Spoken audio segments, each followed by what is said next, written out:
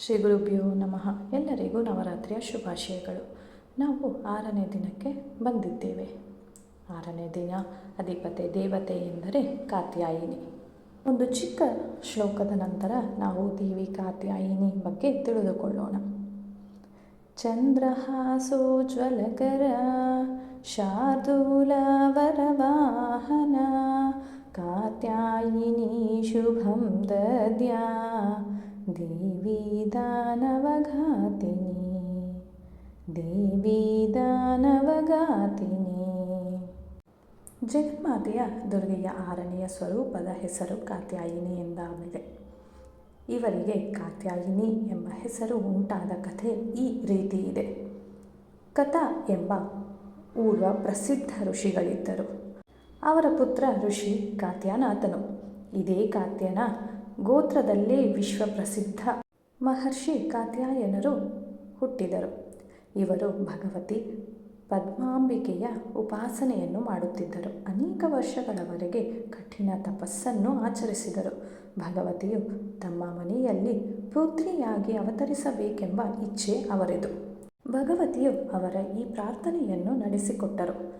ಕೆಲ ಕಾಲಾಂತರದಲ್ಲಿ ದಾನವ ಮಹಿಷಾಸುರನ ಅತ್ಯಾಚಾರವು ಪೃಥ್ವಿಯಲ್ಲಿ ತುಂಬ ಹೆಚ್ಚಾದಾಗ ಭಗವಾನ್ ಬ್ರಹ್ಮ, ವಿಷ್ಣು, ಮಹೇಶ್ವರರು ಮತ್ತು ಎಲ್ಲ ದೇವತೆಗಳು ತಮ್ಮ ತಮ್ಮ ತೇಜದ ಅಂಶವನ್ನು ಮಹಿಷಾಸುರನ ವಿನಾಶಕ್ಕಾಗಿ ಊರ್ವ ದೇವಿಯನ್ನು ಉತ್ಪನ್ನ ಮಾಡಿದರು.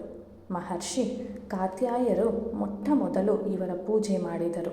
ಇದೇ ಕಾರಣದಿಂದ ಇವರಿಗೆ ಕಾತ್ಯಾಯಿನಿ ಎಂಬ ಹೆಸರು ಉಂಟಾಯಿತು. ಇವರು ಮಹರ್ಷಿ ಕಾತ್ಯಾಯನರಲ್ಲಿ ಪುತ್ರಿ ರೂಪದಿಂದ ಅವತರಿಸಿದರು ಎಂಬ ಒಂದು ಕಥೆ ನಾವು ಪುರಾಣಗಳಲ್ಲಿ ನೋಡಬಹುದು. ಭಾದ್ರಪದ ಶುಕ್ಲ ಚತುರ್ದಶಿಯಂದು ಇವರು ಆವಿರ್ಭವಿಸಿ ಅಶ್ವಯುಜ ಶುಕ್ಲ ಸಪ್ತಮಿ, ಅಷ್ಟಮಿ, ನವಮಿಯವರೆಗೆ 3 ದಿನ ಕಾತ್ಯಾಯನ ಋಷಿಯು ಪೂಜೆಯನ್ನು ಸ್ವೀಕರಿಸಿ ದಶಮಿಯಂದು ಮಹಿಷಾಸುರನ ವಧೆ ಮಾಡಿದಳು. ಜಗನ್ಮಾತೆ ಕಾತ್ಯಾಯಿನಿಯು ಅಮೋಘ ಫಲದಾಯಕವಾಗಿದ್ದಾಳೆ. ಭಗವಾನ್ ಶ್ರೀಕೃಷ್ಣನನ್ನು ಪತಿಯಾಗಿ ಪಡೆಯಲು ವ್ರಜದ ಗೋಪಿಕೆಯರು ಕಾಲಿಂದಿ ಯಮುನೆಯ ತೀರದಲ್ಲಿ ಪೂಜಿಸಿದರು. ಕಾತ್ಯಾಯಿನಿಯು ಇವರ ವ್ರಜಮಂಡಲದ ಅಧಿಷ್ಠಾತ್ರಿ ದೇವಿಯಾಗಿ ಪ್ರತಿಷ್ಠಿತವಾಗಿದ್ದಳು. ಇವಳ ಸ್ವರೂಪವನ್ನು ಅತ್ಯಂತ ಭವ್ಯ ಹಾಗೂ ದಿವ್ಯವಾಗಿದೆ. ಇವರ ಬಣ್ಣವು ಬಂಗಾರದಂತೆ ಹೊಳೆಯುತ್ತದೆ. ಇವರಿಗೆ 4 ಭುಜಗಳಿವೆ. ಒಂದರಲ್ಲಿ ಅಭಯ ಮುದ್ರೆ, ಇನ್ನೊಂದು ಕೈಯಲ್ಲಿ ವರಮುದ್ರೆ, ಖಡ್ಗ ಮತ್ತು ಕಮಲ ಪುಷ್ಪವನ್ನು ನೋಡಬಹುದು. ಇವರ ವಾಹನ ಅಂತಿರ ಸಿಂಹವಾಗಿದೆ. ನವರಾತ್ರಿಯ ದುರ್ಗಾ ಪೂಜೆಯ 6ನೇ ದಿನ ಇವರ ಸ್ವರೂಪದ ಉಪಾಸನೆ ಮಾಡಲಾಗುತ್ತದೆ. ಅಂದು ಸಾಧಕನ ಮನಸ್ಸು ಆಜ್ಞಾಚಕ್ರದಲ್ಲಿ ನೆಲೆಗೊಳ್ಳುತ್ತದೆ. ಯೋಗ ಸಾಧನೆಯಲ್ಲಿ ಈ ಆಜ್ಞಾಚಕ್ರದ ಸ್ಥಾನ ಅತ್ಯಂತ ಮಹತ್ವಪೂರ್ಣ ಸ್ಥಾನವಾಗಿದೆ. ಈ ಚಕ್ರದಲ್ಲಿ ಸ್ಥಿತವಾಗಿ ಮನಸ್ಸುಳ್ಳ ಸಾಧಕನು ತಾಯಿ ಕಾತ್ಯಾಯಿನಿಯ ಚರಣಗಳಲ್ಲಿ ತನ್ನ ಸರ್ವಸ್ವವನ್ನು ಅರ್ಪಿಸಿಕೊಳ್ಳುತ್ತಾನೆ. ಪೂರ್ಣವಾಗಿ ಆತ್ಮಸಮರ್ಪಣ ಮಾಡುವ ಇಂತಹ ಭಕ್ತನಿಗೆ ಸಹಜ ಭಾವದಿಂದ ಕಾತ್ಯಾಯಿನಿ ದೇವಿಯು ದರ್ಶನ ಪ್ರಾಪ್ತವಾಗುತ್ತದೆ. ಇವರು ಈ ಲೋಕದಲ್ಲಿ ಇದ್ದರೂ ಕೂಡ ಅಲೌಕಿಕ ತೇಜ ಮತ್ತು ಪ್ರಭಾವದಿಂದ ಯುಕ್ತನಾಗುತ್ತಾನೆ. ಅವರ ರೋಗ, ಶೋಕ, ಸಂತಾಪ, ಭಯ ಮುಂತಾದವುಗಳು ಪೂರ್ಣವಾಗಿ ನಾಶವಾಗುತ್ತದೆ. ಜನ್ಮ ಜನ್ಮಾಂತರದ ಪಾಪಗಳನ್ನು ನಾಶ ಮಾಡುತ್ತಾಳೆ ಈ ಕಾತ್ಯಾಯಿನಿ. ಉಪಾಸನೆಗಿಂತ ಸುಗಮ ಹಾಗೂ ಸರಳವಾದ ಮಾರ್ಗವು ಮತ್ತೊಂದಿಲ್ಲ.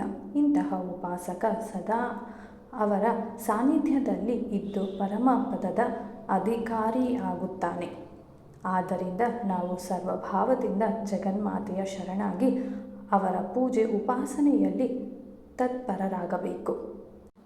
ಏತತ್ತೇ ವದನಂ ಸೌಮ್ಯಂ ಲೋಚನತ್ರಯಭೂಷಿತಂ ಪಾತು ನಃ ಸರ್ವಭೀತಿಭ್ಯಃ ಕಾತ್ಯಾಯಿನಿ ನಮೋಸ್ತುತೇ. ನನ್ನನ್ನು ಭಕ್ತಿ ಶ್ರದ್ಧೆಯಿಂದ ನೀವು ಆರಾಧಿಸಿ, ನಾನು ಮಿಕ್ಕಿದ್ದೆಲ್ಲ ನಾನು ನೋಡಿಕೊಳ್ಳುತ್ತೇನೆ ಎಂದು ಈ ದೇವಿಯು ಹೇಳುತ್ತಾರೆ. ಇದುವರೆಗೂ ಕಾತ್ಯಾಯಿನಿ ದೇವಿಯ ಮಹತ್ವವನ್ನು ತಿಳಿದುಕೊಂಡೆವು. ಮುಂದಿನ ಭಾಗದಲ್ಲಿ ನಾವು 7ನೇ ದಿನವಾಗಿರುವ ಕಾಳರಾತ್ರಿ ಎಂಬುವ ದೇವಿಯ ಬಗ್ಗೆ ನಾವು ತಿಳಿದುಕೊಳ್ಳೋಣ. ಶ್ರೀ ಗುರುಭ್ಯೋ ನಮಃ.